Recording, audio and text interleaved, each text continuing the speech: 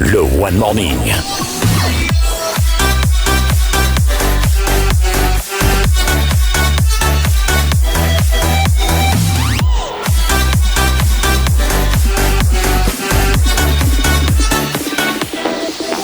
La matinale qui booste votre journée. Mesdames, Messieurs, bonjour, vous êtes sur One TV et c'est l'heure de votre émission, la matinale. Alors, une fille dans votre vie de jeune couple ou même de vieux couple, est-ce source de bonheur? En tout cas, l'Africain y croit fortement. Mais avec le spécialiste en la matière, nous apprécierons effectivement les dessous de cette perception ancestrale. Alors, l'Afrique sera-t-elle entendue à la COP 29?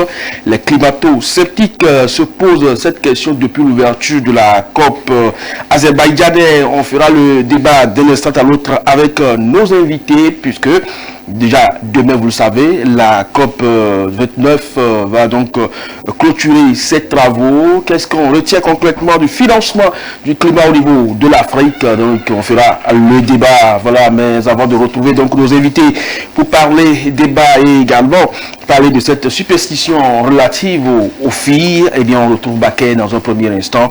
C'est pour parler de la revue des titres.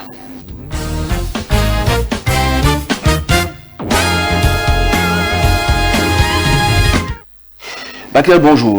Bonjour à Métonou, bonjour à toutes et à tous. Nous vous êtes revus par le Bénin, puisqu'on fera également un tour en Côte d'Ivoire et au Sénégal. Au Bénin, on est focus sur les priorités nationales, surtout les défis sociaux. Et évidemment, dans une démarche d'équité sociale, le Béninois libéré souligne comment Talon renforce encore le hautement social en détaillant les efforts de l'État pour sortir les populations vulnérables de la précarité. Par ailleurs, le journal met en lumière les modalités d'obtention de la nationalité béninoise pour les afro-descendants, un décret adopté lors du Conseil des ministres. La question budgétaire n'est pas occultée. Et c'est le Télégramme qui se concentre sur les discussions budgétaires annonçant 150 milliards pour le ministère de la Santé, 26,8 milliards pour les affaires sociales et 1,6 milliard pour le développement. Le professeur Dorothée Sousa défend un budget ambitieux de 2,7 milliards de francs CFA tout en soulignant les besoins de financement additionnel pour des institutions comme la Sénat. Sur le plan politique, cette fois, l'opposition reste en quête d'unité à l'approche de l'élection générale, des élections générales de 2026. Et c'est Télégramme qui évoque l'opposition face au défi de l'unité d'action, tandis que l'emblème du jour met en avant l'audit du fichier électoral, une initiative confirmée par le président Patrice Talon pour renforcer la transparence et rassurer les partis de l'opposition. Parti de l'opposition, on en parle également en Côte d'Ivoire, aussi bien opposition que pouvoir se préoccupe des élections d'octobre 2025. C'est bien sûr la présidentielle dans ce pays et les tensions politiques sont palpables. Et c'est le sursaut qui titre la grosse colère de Guillaume Soro et rapporte les critiques virulentes de l'ancien chef du Parlement dénonçant une gouvernance marquée par une rancune et une absence d'ouverture. Dans cette veine, le quotidien d'Abidjan relaie l'appel de Soro et du GPS à un dialogue politique inclusif, tout en critiquant le silence du régime RHDP face aux demandes d'une opposition unie. Pascal Afi Nguessan depuis Paris partage cette inquiétude sur RFI en déclarant que ce serait un grand risque que Ouattara soit encore candidat en 2025. Une position soulignée dans plusieurs journaux. Une prolongation et beaucoup d'acteurs appellent à une deuxième prolongation. C'est bien sûr la révision de la liste électorale. Et c'est le patriote qui insiste sur les propos du porte-parole du gouvernement, Amadou Koulibaly, qui dit on ne peut pas prolonger éternellement l'opération, rappelant ainsi l'urgence d'achever cet exercice crucial pour garantir des élections transparentes. Au Sénégal, les débats s'articulent autour des législatives avec une opposition fragmentée cette fois. Et c'est Sud Quotidien dans son titre qui titre les départements livrent leur verdict qui met en lumière les résultats provisoires des commissions de recensement. Les premières tendances confirment donc la domination de PASTEF tandis que l'opposition reste affaiblie par ses divisions. De son côté, Enquête analyse les législatives de 2024 sous l'angle de l'union manquée de l'opposition. Les rivalités internes et des stratégies mal coordonnées ont compromis la force de l'intercoalition. Le pasteur fort de ces 130 sièges émerge donc comme un acteur clé, laissant un message clair: les électeurs privilégient la stabilité. La stabilité, oui, ça passe par également l'économie. On parle d'une dette écrasante qui mobilise l'attention dans une crise économique que traverse le pays. Et c'est WAF Quotidien qui s'intéresse à cette question dans son titre conjoncture: lourd endettement, baisse de l'activité économique, etc. Marge de manœuvre limitée, dresse un bilan donc sombre des finances sénégalaises, avec 100 milliards de francs CFA à rembourser entre 2024 et 2029 et une réduction drastique des aides au développement. Les marges de manœuvre économiques du Sénégal s'amenuisent. Ce contexte risque de freiner les ambitions de relance économique du Sénégal. Toutefois, le leadership politique et surtout les choix stratégiques du Premier ministre Ousmane Sonko sont également évoqués par la presse du pays. Et c'est Yor qui propose une analyse politique approfondie de Moussa Diaw, chercheur en sciences politiques, qui estime que Ousmane Sonko ne doit pas quitter la primature pour le perchoir, soulignant l'importance de son rôle dans l'architecture gouvernementale. En revanche, les candidats comme Taïrou Oussar suscitent des critiques pour leur discours jugé alarmiste. Quelle est votre position par rapport à une fille dans un foyer? C'est la paix, la stabilité, évidemment la fertilité. Vous y croyez aussi? Oui, j'y crois, fermement. De toutes les façons, les téléspectateurs auront également leur avis sur la question sur nos pages, nos différentes pages, que ce soit Facebook, YouTube et également tout ce qui va avec le digital. Mesdames, Messieurs, l'instant du jour est consacré donc à ce phénomène de la société où l'on croit que le garçon rend dure la vie à ses parents pour sa venue dans le foyer. Mais par contre, lorsqu'une fille naît, eh bien, c'est la porte du bonheur qui s'ouvre. Est-ce une réalité? Elmancio Godson nous en parle.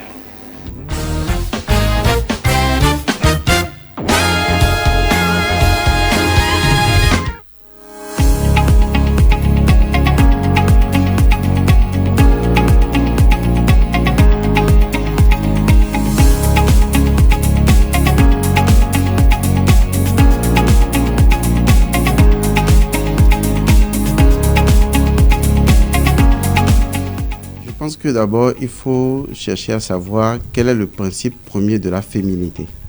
Parce que quand on parle d'une fille, c'est quand même le principe de la femme, du féminin sacré. Dans la tradition africaine, il y a un principe qui dit que la femme représente la fertilité et l'homme représente la virilité. Ce sont les deux forces primordiales du Vodun, qu'on appelle Ewo Odu. Ce qui fait que le principe de fertilité représente les opportunités, représente les ouvertures. Souvent, lorsque je reçois des gens en cabinet et que je constate que ces personnes n'arrivent pas à trouver des opportunités dans leur vie, que ces personnes soient hommes ou femmes, quand des gens me posent leurs problématiques et que ces personnes me disent vraiment, quand je veux entreprendre quelque chose, ça ne démarre jamais, ça ne commence jamais, à peine ça veut commencer, ça échoue, je n'ai pas d'opportunité, je n'ai pas d'ouverture. Je leur dis tout de suite que votre énergie féminine est endommagée. Ça veut dire que l'énergie fertile, l'énergie du féminin, l'énergie de la femme représente l'ouverture, représente les opportunités, représente justement les bénédictions. C'est sur ce principe-là que l'on est basé pour dire que lorsqu'on donne naissance à une fille, ça ouvre les portes.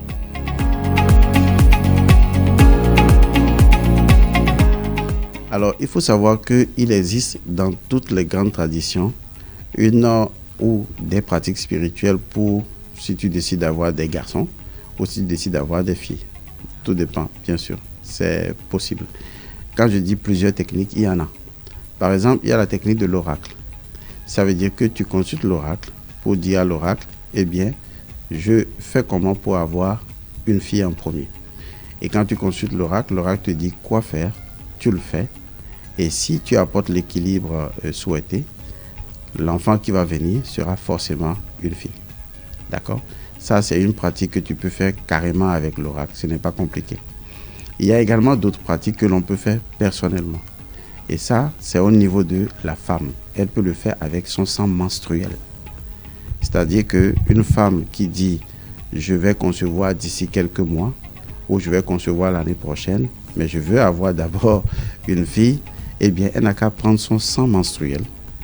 Et sur 5 jours, elle peut le faire sur plusieurs mois, elle communique avec son sang menstruel. Parce que le sang menstruel est une entité spirituelle. On l'appelle le sang d'Isis.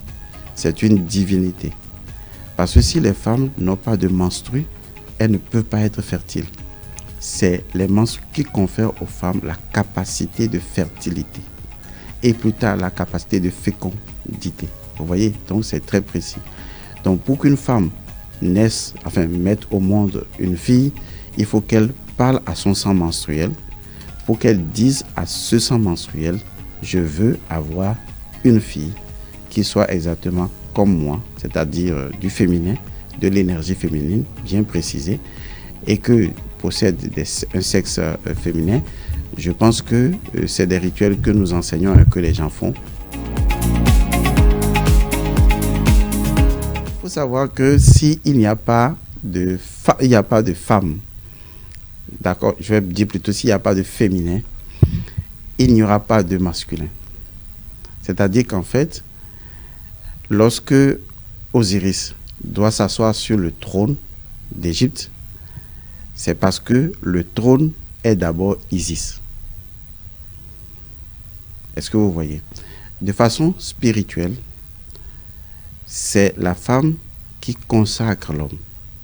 Donc, elle est la mère, la détentrice de toutes les prospérités, de toutes les richesses. Une femme, dans la tradition spirituelle, de par les traditions africaines, n'occupe pas la même position que l'homme. Ça ne veut pas dire que la femme est inférieure, non. C'est une question de rôle. C'est-à-dire, tu ne vas pas mettre quelque chose qui ne doit pas être à un endroit donné, Donc, logiquement, la femme doit rester dans un rôle précis et l'homme reste également dans un rôle précis. Mais aucun rôle n'est supérieur à un autre rôle. C'est comme dire, par exemple, que ce que fait le cœur est supérieur à ce que fait l'estomac, ou ce que fait l'intestin grêle est supérieur à ce que fait le cerveau. Ça n'a aucun sens. Puisque si on enlevait l'un de ces éléments, eh bien, l'organisme ne fonctionnerait plus bien. Ça veut dire que chacun est dans son rôle.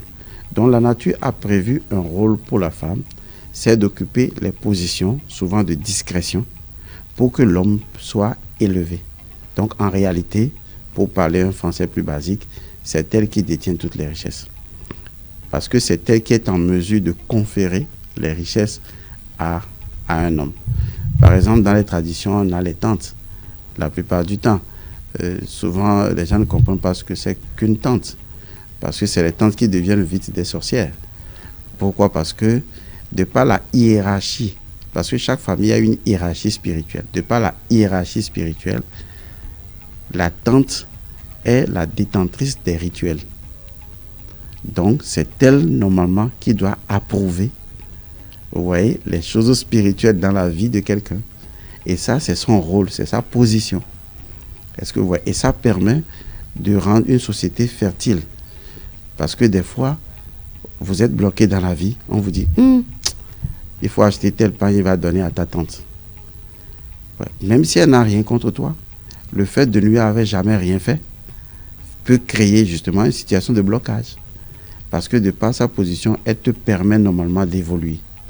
Vous voyez, donc les femmes ont des rôles de magiciennes au sein d'une structure, et dans les rôles de succession, elles ne perdent pas cette valeur-là.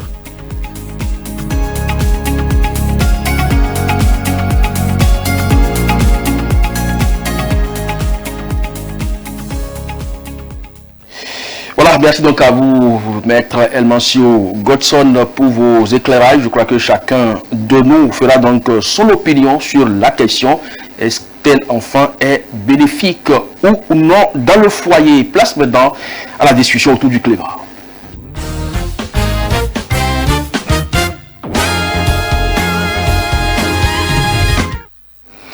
L'Afrique sera-t-elle entendue à la COP 29? Cette question, beaucoup de climato-sceptiques se la posent depuis l'ouverture de la COP azerbaïdjanaise. Chaque moment d'inaction coûte des vies et aggrave l'injustice climatique subie par l'Afrique. Les fossoyeurs de l'environnement doivent être mis au pied du mur et payés pour les pertes et dommages qu'ils ont causés.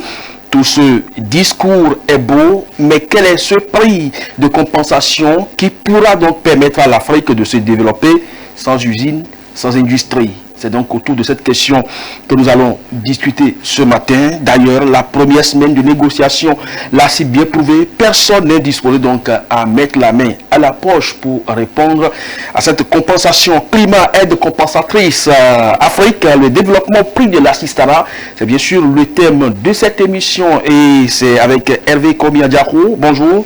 Bonjour à Métonou et bonjour à ceux qui sont toujours là pour nous suivre. Alors, vous êtes journaliste, spécialiste des questions de l'environnement. Merci pour votre présence régulière sur ce plateau. En face de vous ce matin, et là, nous le recevons pour la première fois, c'est Gado Bema. Vous êtes directeur de GIP Togo et de l'ONG Stade. Merci donc pour votre participation. Merci à vous pour l'invitation. Alors, ONG Stade, c'est-à-dire Sciences et technologies africaines pour un développement durable. Nous sommes donc dans le développement durable pour préserver l'environnement. Vous suivez de très près ce qui se passe désormais à Bakou pour cette COP29 qui s'est ouverte depuis le 11 novembre dernier. Climato-sceptique ou optimiste? Non, je ne suis pas climato-sceptique, mais je ne suis pas aussi plutôt très optimiste par rapport à tout ce qui se fait lors des conférences de partis parce que ça dépend forcément de la position des uns et des autres et de leur compréhension du sujet de ces conférences-là lorsqu'ils s'y présentent. Et donc je pense que pendant longtemps, pour moi, les pays africains sont dans une mauvaise posture. Donc on peut dire que vous êtes climato-modéré parce que vous n'êtes ni sceptique ni optimiste. Non, non, je suis plutôt...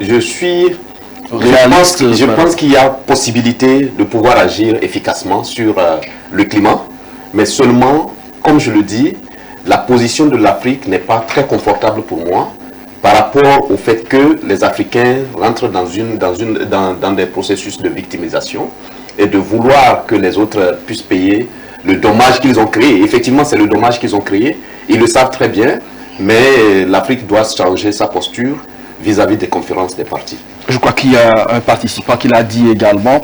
Alors, M. Adjaro, par rapport au COP, vous êtes sceptique ou optimiste pour l'Afrique? Être sceptique, c'est dire qu'on est négatif dans une aventure où on sait qu'il faut donc que ces COP aient lieu. Il faut donc qu'on soit toujours positif, toujours optimiste, en attendant que, quel que soit ce qui se fera, il doit y avoir des réglages, des éléments sur lesquels on peut se comprendre, des points où on peut avoir un peu de désaccord et d'autres points où on peut avoir des accords et les rassembler afin d'avoir une solution pour marcher ensemble. Vous avez suivi le président Faure à l'ouverture de cette COP-là? Ah oui, ah oui. Les mots ont été bien choisis et placés au bon endroit, mais une semaine durant, les négociations se sont achoppées.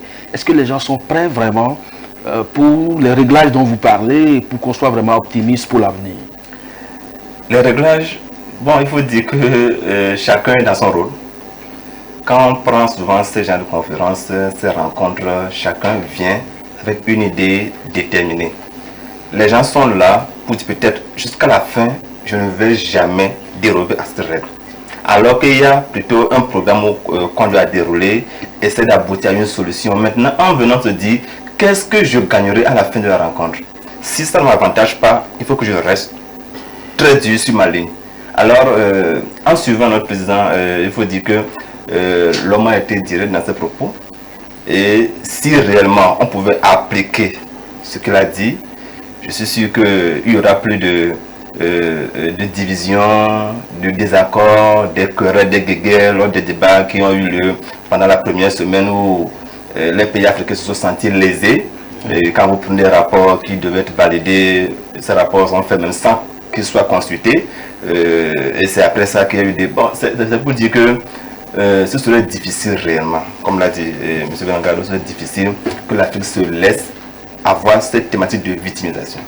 Alors, vous avez dit que l'Afrique doit changer de paradigme. Alors, l'Afrique, au cours donc des débats, a insisté sur des priorités, adaptation et financement, encore sans réponse concrète. Rien d'autre à proposer? Oui, c'est ça qui est le paradoxe, parce que, à mon avis, il faut que l'Afrique change sa posture, comme je l'ai dit. Il faut qu'on sorte de la circonstance du fait que les autres doivent réparer le dommage qu'il a créé et que l'Afrique développe ses capacités, ses propres capacités d'adaptation et de résilience. Vous pensez que ça a manqué jusqu'à aujourd'hui? Oui, ça a manqué jusqu'à aujourd'hui parce que, comme je l'ai dit, nous sommes dans une posture pour que les autres réparent le dommage qu'ils ont créé. Et la réparation, c'est ça qui fait partie des décisions qui ont été prises où les pays développés doivent verser chaque année 100 millions de dollars par an pour pouvoir atténuer et faciliter l'adaptation et la résilience des pays les plus touchés. Et donc, ces pays, pendant des années, n'ont jamais respecté leur engagement. Et c'est pour ça que le président de la République, Faure Gnassingbé, parle plutôt de l'inaction. L'inaction qui nous conduit de plus en plus vers les points de non-retour. Et donc, lorsqu'on est conscient de la situation, lorsqu'on est conscient de ça, quand vous êtes dans une famille et que vous constatez que le papa est irresponsable, n'est-ce pas, et qu'il ne cherche pas à servir, n'est-ce pas, les moyens qu'il faut pour permettre aux enfants et à la femme de vivre, il faut que les enfants développent leur propre capacité d'adaptation pour sortir et aller chercher les moyens pour venir, pour se nourrir. Et donc, ils ne vont pas aller voler, ils ne vont pas aller poser des actes qui ne sont pas normaux et acceptés dans la vie, mais ils doivent plutôt trouver des solutions qui leur permettent de survivre. Et ces solutions, pour moi, l'Afrique doit aller vers une étape d'industrialisation. Il n'y a pas autre chose qui peut développer un pays.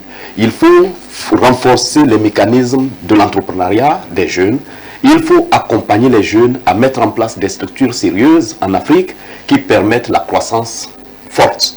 Et cette croissance-là qui va renforcer l'économie du pays et qui va permettre de grandir et de pouvoir mettre en place des infrastructures adaptées pour faire face aux défis climatiques.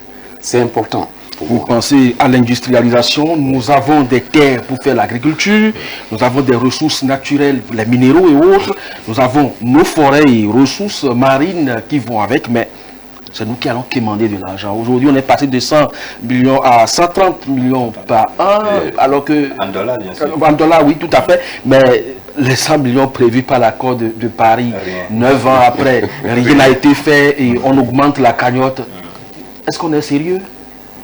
En un certain terme, on n'est pas sérieux. Parce que je ne crois pas à quel moment, en quelle date et quel jour ces fonds pourraient être versés à chaque pays africain qui participe à ces COP. Parce que d'abord, il faut voir l'ambiance d'aujourd'hui, le climat financier que nous traversons dans le monde entier,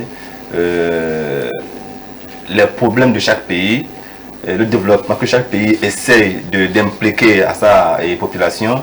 Et si on prend des pays où aujourd'hui on demande à ce que les familles puissent avoir assez d'enfants pour compenser certains vides, des pays où on dit ben, il faut juste avoir un seul enfant, et parce qu'ils ont un taux élevé de tel développement, on veut maintenant accroître un point précis. Là, et aujourd'hui qu'en Afrique, notre force est là, c'est la jeunesse. Nous sommes là et quand cette jeunesse se donne dans l'attitude de s'impliquer à certains niveaux de la vie de développement dans leur pays, ils sont souvent bloqués par certaines activités, certaines, disons, règles. Je ne veux pas citer des choses, mais bon, là, ça veut dire qu'on n'est pas encore prêt à se laisser développer par nous-mêmes et on attend donc que autrui vienne nous donner ces règles. Et quand on attend vraiment que l'extérieur vient nous aider, je suis sûr qu'à chaque fois qu'on prendra un franc de l'Occident, on sera toujours là pour respecter ce qu'ils nous diront, pour nous dicter leur loi. Et maintenant, si on prend un fonds au niveau disons, de l'Occident, il faut être sûr que le fonds sera destiné à faire quelque chose. Précisément. Et si on, disons, on fait une erreur et on fait autre chose avec ce fonds, on ne pourra pas bénéficier du fonds. C'est pour dire qu'aujourd'hui, quand on sait que l'Afrique est là, et vous avez parlé des terres agricoles, on a nos forêts, ça fait déjà 3 jours que quelqu'un m'a dit qu'ils viendront au Togo pour faire du tourisme et faire un trophée de guerre. J'ai dit à quoi ça sert encore? C'est la chasse, ça. C'est là où il me dit qu'ils viendront, ils vont payer pour tuer un animal et brader ça comme trophée de guerre. J'ai dit ah bon, mais ça c'est grave alors. Nous ici, on fait l'essentiel pour protéger ces petits, ce petit nombre qu'on a. Vous allez quitter votre pays, venir tuer et payer. Et quand vous tuez, laissez au Dieu tout ce qui est pas dans la nature, qui va assumer tout ça. Le gars dit que c'est ce qu'ils font souvent.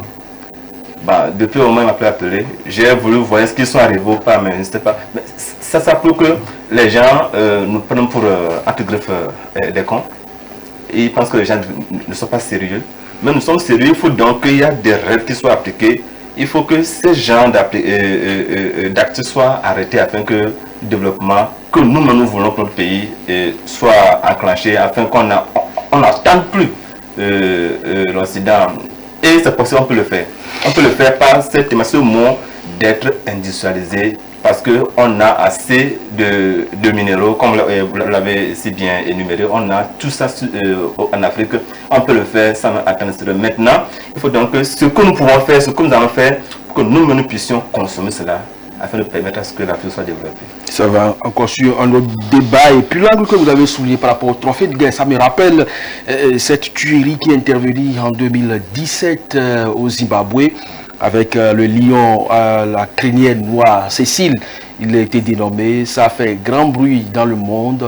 L'expatrié qu'il a tué a fui le pays. C'était quand même horrible dans la période. Alors, M. Garot, aujourd'hui, nos forêts, on sait comment, surtout en Afrique centrale, c'est là il y a véritablement la concentration d'arbres aujourd'hui dans le monde qui absorbe beaucoup plus le CO2 produit par la plupart de ces pays. On sait très bien ce qui se passe entre la Chine et le Gabon. Les Gabonais ont toujours dénoncé la coupure de ces arbres centenaires. Alors, pendant qu'on demande à l'Afrique de ne pas s'industrialiser, de ne pas détruire ses forêts, ce sont ces mêmes pays qui refusent de compenser nos dépenses qui viennent couper nos arbres centenaires. Alors, l'industrialisation dont vous parlez, ça passe par là aussi. Nous-mêmes, on n'a pas commencé à couper nos arbres. Mais c'est ça qui est très dommage. Parce que c'est pour ça que je parle de la force des pays africains. Il faut vraiment qu'on puisse retravailler sur l'Union africaine. Et c'est très important. Parce que l'Union africaine, dont le siège est construit par une puissance que vous savez, dont les réunions sont financées aussi de l'extérieur. On doit faire véritablement un travail. Il faut que les chefs d'État prennent véritablement. Ils ont la force aujourd'hui parce que la jeunesse est là. Et la jeunesse soutient des actions fortes des pays ou des présidents qui veulent véritablement servir leur population.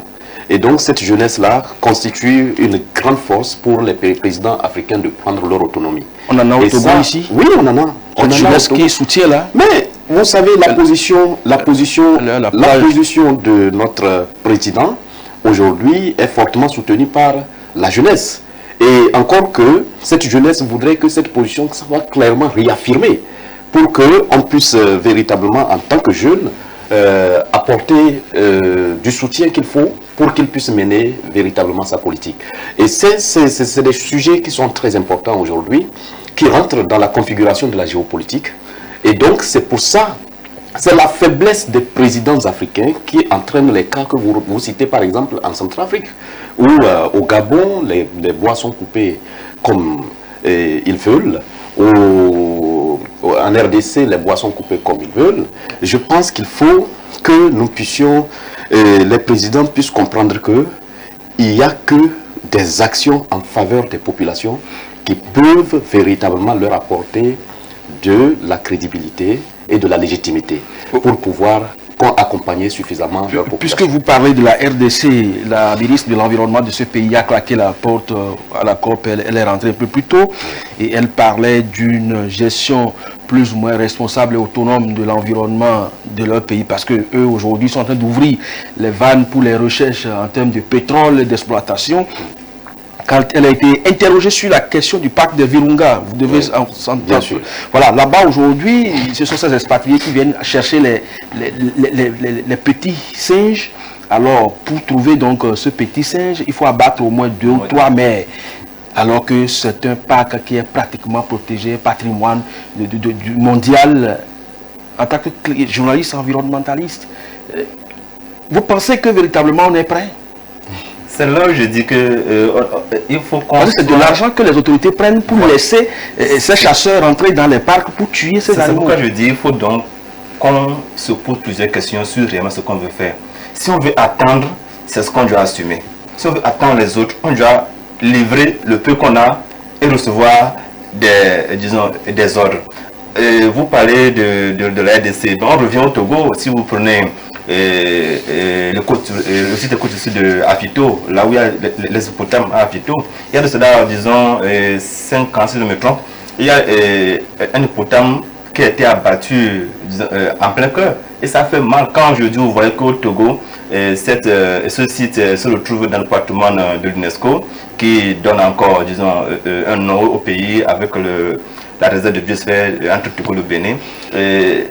C'est un site où aujourd'hui, les enfants peuvent aller là-bas pour étudier, disons, les mares, les hippopotames.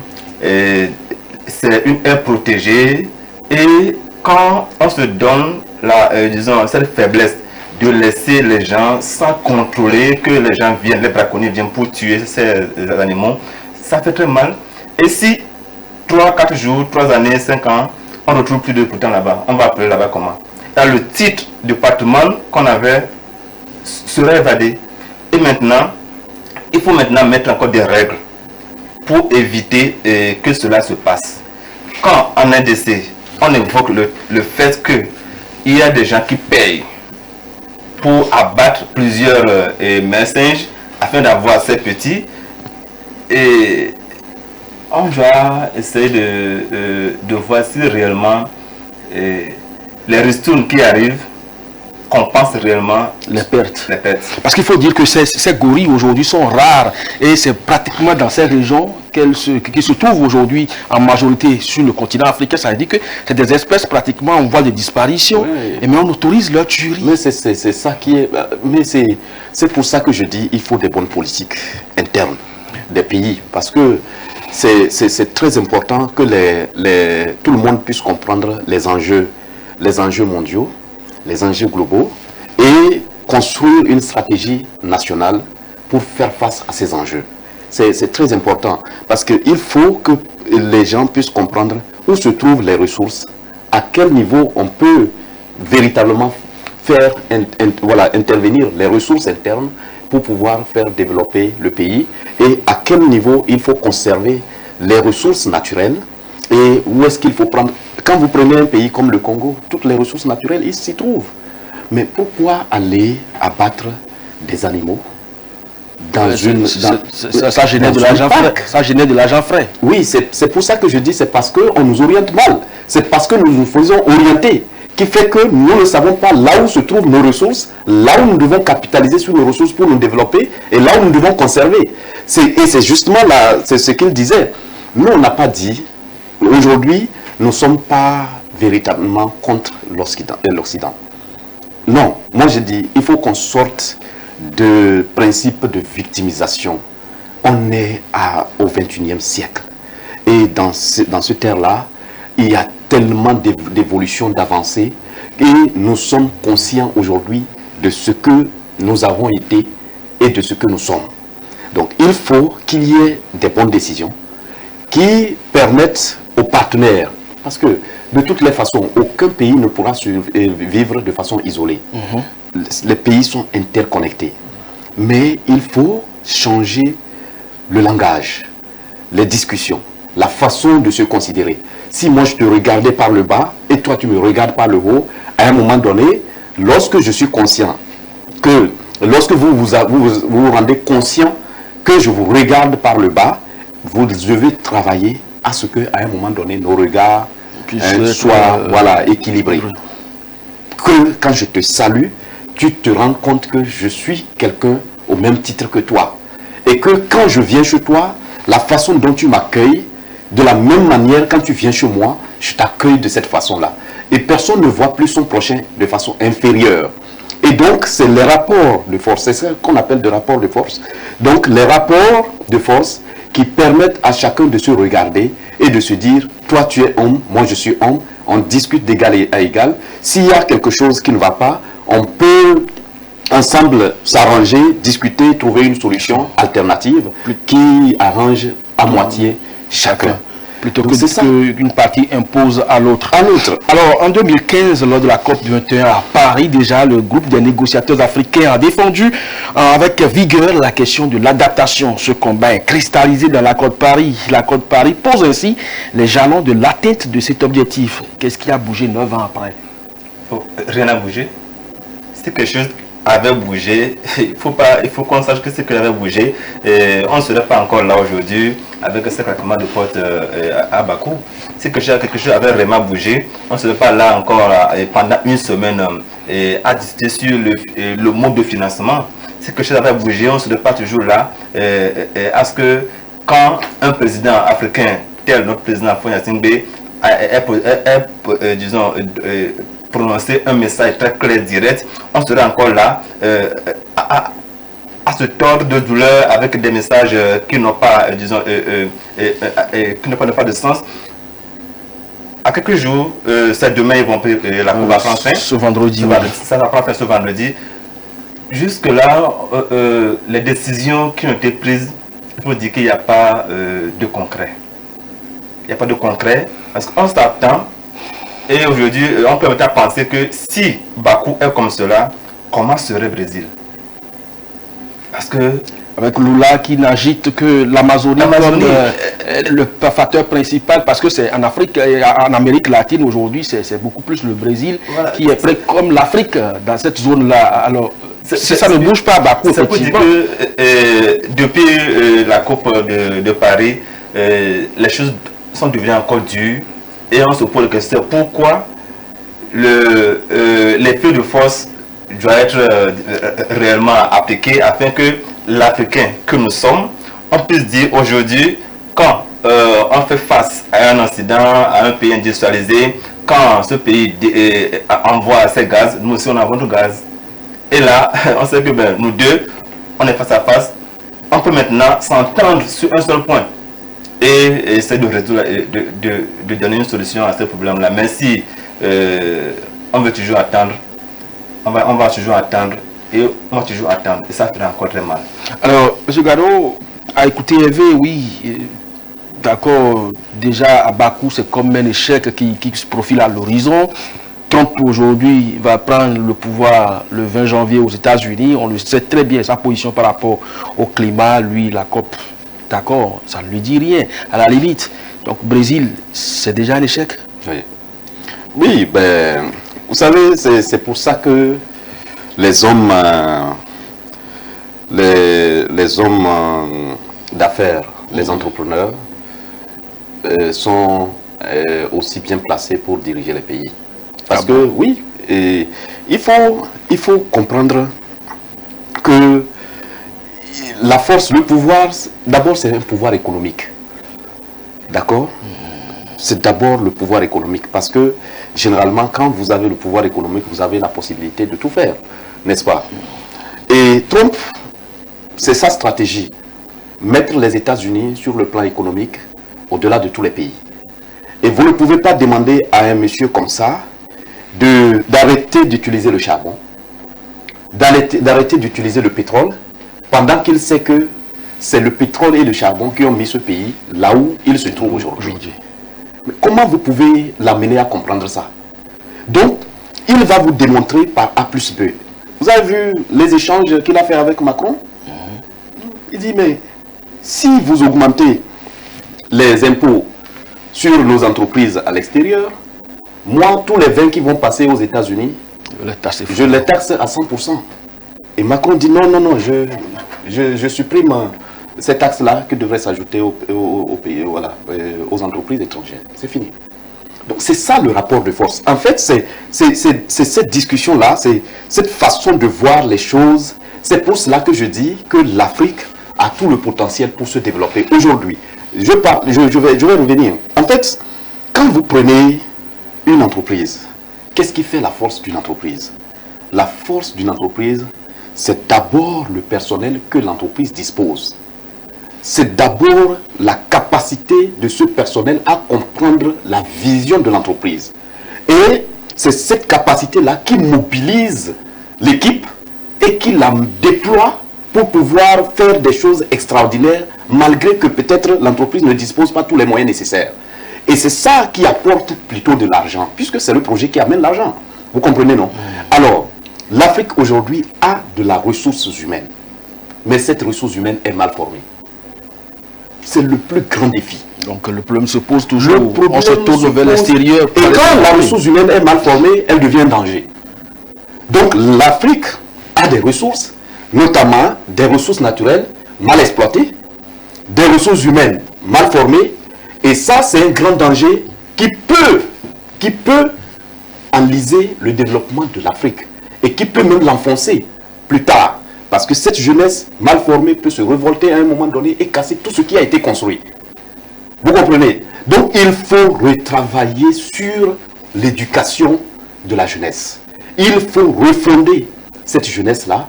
Il faut refonder nos curricula de formation afin de pouvoir avoir une jeunesse dans 10 ans, 15 ans, 20 ans, avoir une jeunesse qui est capable de porter la vision des pays africains pour leur croissance économique.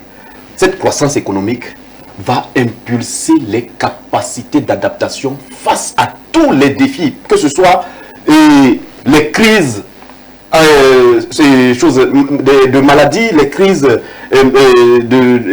alimentaires, les crises climatiques, tout ça, ils pourront faire face. Lorsque vous avez des moyens d'adaptation, lorsque vous avez des moyens, vous pouvez mettre toutes les mesures pour faire face à toutes les crises qui peuvent intervenir. Alors, j'ai bien envie de donner la parole à Hervé, mais rapidement, vous allez vous prononcer sur cette question parce que lui l'avait déjà évoqué en filigrane. Lorsque l'Occident finance, eh bien, il est regardant, il oriente sa politique de financement, donc l'argent doit servir à un intérêt précis. Lorsqu'on sait très bien que nos curricula de formation proviennent de ceux-là et qu'ils financent même les sorties pédagogiques des conseillers pédagogiques chargés donc d'élaborer nos politiques éducatives. Vous pensez qu'on est vraiment... Non, c'est de ça qu'il s'agit. En fait, c'est pour ça que je dis que... Ça va changer quand? Ça peut changer. Et ça va changer. Et c'est un cours de changement. Pourquoi? Parce que nos présidents, nos chefs d'État veulent avoir de l'assurance qu'ils ont la jeunesse derrière eux, qu'ils ont la population derrière eux. Parce qu'aujourd'hui, la configuration qui fait que ces présidents n'arrivent pas à prendre des décisions, ce n'est pas qu'ils ne sont pas conscients. C'est parfois, c'est plus difficile d'aller dans le sens de ses propres initiatives que de faire face à des contraintes d'orientation. Et c'est ça qui fait le problème. Parce que quand vous dites au président, par exemple aujourd'hui, un président qui a la possibilité de mobiliser 100 milliards, n'est-ce pas, auprès d'une organisation étrangère qui l'oriente. Alors que ce président a besoin de nourrir sa population, les gens qui sont affamés, qui sont en train de mourir et qui sont en train de... Vous pensez qu'il va abandonner les 100 milliards et laisser sa population mourir? Il va les prendre. Et quand il prend les 100 milliards pour nourrir sa population, c'est en ce moment que les décisions, l'orientation vient. Parce qu'il est contraint maintenant de prendre des initiatives qu'on lui dicte. Vous comprenez, par rapport à ce financement. Et c'est pour ça que je dis qu'il faut maintenant travailler sur les curricula de formation afin que si les gens qui sont en train de mourir sont conscients du fait que lui, en signant cet engagement, il va avoir tel, qui vont faire des répercussions dans 5 ans, 10 ans sur eux encore, ils vont plutôt comprendre et faire face à la situation qui prévaut, apporter du soutien à ce président pour pouvoir relever progressivement le défi qui les amenait à crever de faim. Donc je pense que c'est de ça qu'il s'agit. Il faut travailler sur ces curricula de formation. Il faut amener des jeunes à une prise de conscience importante en termes de formation. Je crois que vous n'êtes pas le seul à porter cette vision. Beaucoup aujourd'hui sont passés également ici et ont partagé la même dynamique. Ça veut dire que la mayonnaise est en train de prendre quelque part. Les décideurs pourront également suivre. Aujourd'hui, l'AES est en train de donner l'exemple, même si tout n'est pas encore rose à ce niveau.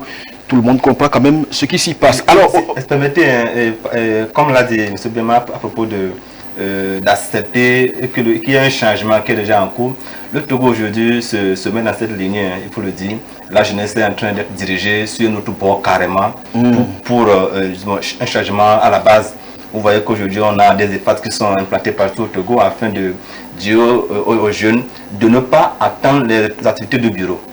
Quand on veut attendre les activités du bureau, c'est là où, à un moment donné de la vie, on va essayer de prendre la mer pour aller ailleurs. Parce qu'on se dit qu'on n'est pas capable d'appliquer ce qu'on a appris. Alors que quand on se fait former directement à des activités qui sont proches de nous, qui peuvent être appliquées tous les jours, on se dit, quand je finis, je peux maintenant m'installer rapidement. Et c'est là où l'autre arrive avec des impôts pour tout bloquer. Avec les impôts, ça c'est un autre débat également, on le fera plus tard. Alors aujourd'hui, le débat, ça choque beaucoup plus au niveau de qui va payer. Puisqu'il y a des pays dits développés qui sont prêts à payer, mais demandent aux pays émergents comme l'Inde, la Chine et autres aussi de mettre la main à la poche. Les autres estiment que ce n'est pas nous qui avons dans un premier temps pollué. Vous qui êtes les premiers à polluer, commencez déjà et puis nous on va vous suivre. Et c'est d'ailleurs ça, l'Afrique est dans l'attentisme. Est-ce que vous pensez, à quelle échelle se mesure le développement? Le développement, est-ce qu'il y a vraiment un vrai, est-ce qu'il y a une vraie mesure avec laquelle on peut mesurer? Je peux dire que chaque pays doit avoir sa mesure. Si le Togo veut se développer, on ne doit pas attendre les autres pays. On doit voir ce de quoi on a besoin. Si on sait qu'on a besoin de tel montant, on sait qu'on peut avoir le montant sans être soumis à des règles. Le montant est là, on applique un développement et on sait qu'on est développé sur une base, on va aller. Maintenant, si on veut se mesurer à un autre pays, c'est là où on va maintenant attendre qu'il y ait d'autres apports externes. Maintenant, quand on voit tous ces pays qui se jettent la balle, c'est à vous de commencer, c'est à eux de commencer. Ces pays aussi pensent à ces répercussions qui vont venir après quand ils vont commencer par investir ou bien à payer certains de ces fonds-là. On se dit, quand on paye ces fonds, est-ce qu'on va pouvoir encore avoir assez de fonds ou bien assez de financement pour développer ce qu'on a déjà? Là, il y a plusieurs questions qui se posent. C'est que chacun essaie de voir les bénéfices. Nous sommes dans un pays, dans un monde de profit. On ne peut rien faire sans profit. Dès qu'il n'y a pas de profit, on arrête. C'est ce qui est le problème aujourd'hui où chaque pays tire le drap de son côté afin de ne pas être lésé. Et l'Afrique, dans son thème d'attentisme, on se dit, il faut qu'on évolue. Il faut qu'on essaie de briser ce sens de Rubicon afin de passer quoi. Si on veut attendre, ça fera toujours que on va essayer plutôt de reculer. Parce que quand on attend quelque part, les autres avancent. On espace, mais on recule alors. Il faut donc que nous puissions essayer d'avancer malgré tout et développer les petites entreprises que nous avons chez nous. Et on a aujourd'hui des compétences qu'on doit mettre au profit. Et par ces compétences, ces petites compétences-là, on peut faire de grandes choses. Si vous permettez, aujourd'hui, on sait qu'on a au Togo, on a une structure qui traite les déchets, qui fait ça. Si on arrive à consolider ou bien à financer ces structures-là, ces structures vont se développer sur un certain nombre de territoires. Les problèmes de pollution, on va les réduire. Et en les réduisant, on va maintenant essayer de mettre des règles pour bloquer ou bien pour arrêter l'importation de ces sachets non dégradables qui polluent l'environnement. Et je me souviens encore de cette déclaration que les OSC ont fait en 2016-2017 avec un groupe de travail qui est là. Ils ont fait une déclaration depuis, je ne sais même plus là où la déclaration est actuellement, mais on attend toujours voir si dans les années à venir, ils vont encore reprendre cette déclaration et aller de l'avant pour que les jeunes puissent les suivre, les journalistes puissent les accompagner afin qu'on ait réellement un changement dans ce domaine de pollution plastique, parce que avec la pollution par les plastiques, nos mères sont malades et on n'arrive plus à manger bio. Oui, manger bio, oui, c'est important. Alors, pays développés estiment que les pays émergents doivent également contribuer à payer les fonds demandés par les Africains pour préserver le climat. Qui est développé, qui est émergent? Non, vous savez, les critères de développement ont été définis par qui? Donc, quand on parle de pays développés, il faut d'abord se repérer par rapport aux critères, l'indice de la pauvreté, le niveau d'infrastructure et puis le PIB par habitant par jour. Et donc, c'est sur la base de ces éléments qu'on identifie c'est quel pays qui est plus développé, quel pays est moins développé. Et maintenant, par rapport à l'industrialisation d'un pays, on évalue sa capacité d'émission en termes de CO2 et c'est sur la base de ça qu'on dit ouais, celui-ci il est gros pollueur, celui-ci il est moins pollueur, etc. Et donc, aujourd'hui, on est un peu dans cette configuration avec les différents COP qui se passent. Et en termes de responsabilité, on identifie qui est responsable, qui est moins responsable, comment le responsable peut payer pour compenser le moins responsable, tout ça. Sauf qu'il n'y a pas de mécanisme pour contraindre. Qui va contraindre qui? Voilà. Parce qu'entre-temps, vous vous rappelez, l'Europe pratiquement avait délocalisé ses entreprises, ses industries vers la Chine. Alors, est-ce à dire, parce que les véhicules qui sont à un moment donné de marque occidentale mais produits en Chine, est-ce que c'est la Chine qui est le pays émetteur ou c'est l'Europe qui a délocalisé qui doit payer? C'est pour ça que je dis que lorsqu'on rentre dans cette panoplie de configuration, on se jette la balle. Et puis le problème persiste. Et l'Afrique est là, et tend les mains, il subit. Et c'est pour ça que je dis que il faut, parce que lorsque vous attendez, hein, vous savez, il y a plusieurs personnes qui ont eu le bac, qui n'ont pas été à l'université, pour le simple fait qu'ils attendaient un oncle qui devrait les récupérer chez lui et l'envoyer à l'université, et l'oncle a refusé de le prendre. Donc le monsieur, il attend le bonheur, c'est-à-dire il prie Dieu qu'un jour, il puisse trouver quelqu'un qui puisse le scolariser. Pendant ce temps, il y a certains qui ont pris l'initiative, n'est-ce pas, de se scolariser. Ils sont venus, ils ont fait des petits jobs de gauche à droite, ils ont rassemblé de l'argent pour aller payer à l'université. Et aujourd'hui, ils sont devenus peut-être quelqu'un, ils sont devenus soit des chefs d'entreprise, ils sont devenus soit des cadres de l'administration, etc. Et les autres continuent par attendre qu'un jour quelque chose se passe pour qu'ils puissent gagner. Et c'est ça l'attitude de l'Afrique aujourd'hui face au climat. Moi je dis qu'il faut sortir de cette histoire d'attentisme. Même les contributions déterminées nationales qui sont créées au niveau de chaque pays. Regardez, par exemple quand vous prenez le Togo, on dit si rien n'est fait, c'est-à-dire que si aucun financement n'est apporté, le Togo est capable de réduire 20,51% de ses contributions en matière de CO2. Et si quand c'est conditionné, si on apporte le financement qu'il a demandé dans les CDN, il peut encore faire un effort supplémentaire pour réduire jusqu'à 30,06%. Imaginez que le Togo développe encore des stratégies. En s'appuyant sur quoi? En s'appuyant sur les politiques programmatiques, c'est-à-dire les documents, la feuille de route gouvernementale, le plan national de développement, etc., qui ont été suffisamment bien élaborés. Mais écoutez, prenons juste les CDN là, retravaillons sur les documents de politique qui ont été constitués et centrons les résultats de ces politiques-là sur les ressources internes. Développons des stratégies internes basées sur la jeunesse. Et regardez la projection. Si nous n'allons pas quitter de 20% à 40% Sans apport financier. extérieur. Et je vous le dis, en s'appuyant tout simplement sur les communes qui ont été mises en place, au lieu que les communes aillent matraquer des petites initiatives pour collecter de l'argent, les communes créent à l'interne des mesures incitatives pour l'émergence des initiatives économiques au sein de la commune.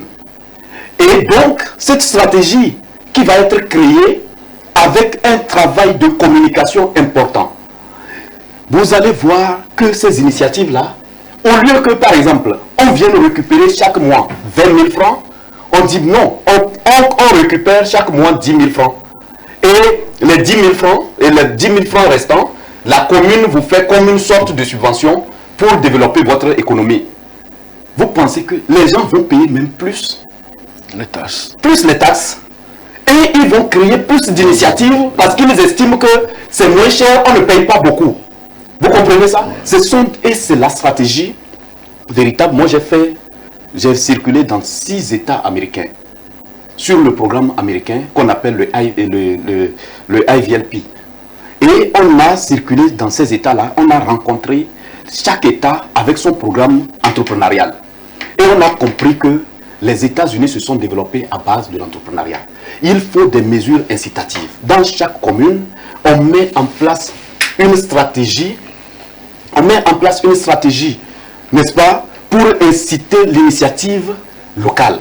Et lorsque l'initiative commence par grandir, n'est-ce pas, il y a des structures habilitées qui doivent les récupérer et les porter. Vous avez vu récemment la sortie du Premier ministre pour aller rencontrer les entreprises locales, portées par des jeunes Togolais. Il faut qu'on puisse renforcer, n'est-ce pas, ces entreprises-là pour qu'ils deviennent des industries capables de fonctionner. Parce que il n'y a que des étrangers qui ont des industries dans nos pays. Alors que les nationaux peuvent porter ces industries-là. Ils sont mal formés. Non. Alors, pendant ce temps, pendant qu'on est à Bakou, tout le monde parle, la mer n'écoute pas ce qui se dit là-bas. Elle avance, elle grignote des surfaces ici au Togo. Les images circulent la dernière fois à Gbavi où on a dû interpeller certains qui interviennent dans la région, mais malheureusement, ils ne sont pas dans cette localité. Est-ce que vous pensez aujourd'hui que, au-delà, comme M. Garou vient de le dire, au-delà donc de d'attendre du financement de l'extérieur, le Togo peut faire quelque chose déjà dans ce sens-là? Au niveau de l'avancement de la mer, il faut dire que ça fait très mal. Ça fait très mal quand c'est un projet aujourd'hui qui est là en train d'accompagner cette population. Je nomme le projet Waka Rezip, qui depuis un moment est en train de travailler avec la population de Baguida jusqu'à Devikopé. Si on parle de Devikopé même, c'est une population qui souffre. Et à plusieurs fois, jusqu'à 3 ou bien 4 fois déjà, leur palais n'existe plus. Le palais a été, disons, englouti par la mer plus de 2 fois. Le chef l'a dit dans une de nos interviews. Ça fait qu'il faut donc qu'on puisse essayer de mettre en place un système, ou bien un mécanisme pour réellement arrêter l'avancée de la mer. Quand vous voyez au niveau de Aného, il y a eu ces grottes-là qu'on met dans l'eau.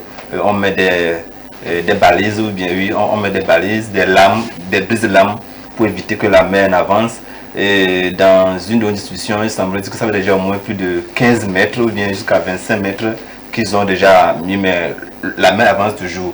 Il faut se poser plusieurs questions. Comment doit-on faire? On sait que le problème vient du changement climatique. Le climat est déréglé.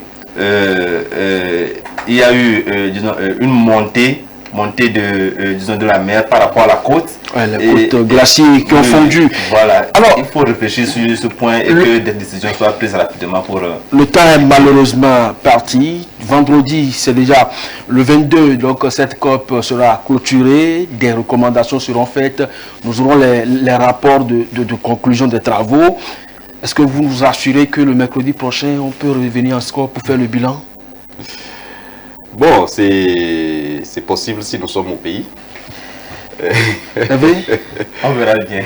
Merci donc à vous pour vos contributions. Ce débat doit pouvoir continuer parce que propositions, M. Gado, tout à l'heure, pour les communes, elles sont novatrices. Je crois que les autorités communales à divers niveaux nous ont suivis et pourront donc intégrer tout ceci. Celui qui vient bloquer avec les taxes aussi nous suit. Il y a un concours qui est lancé aujourd'hui afin que des propositions soient faites au niveau de l'OTR pour que les jeunes entrepreneurs togolais puissent souffler.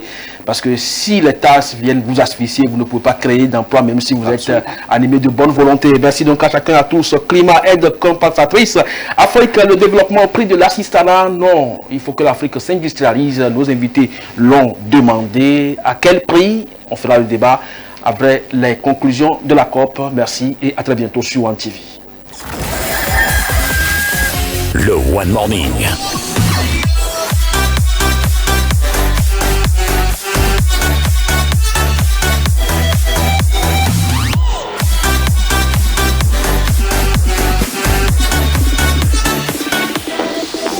La matinale qui booste votre journée.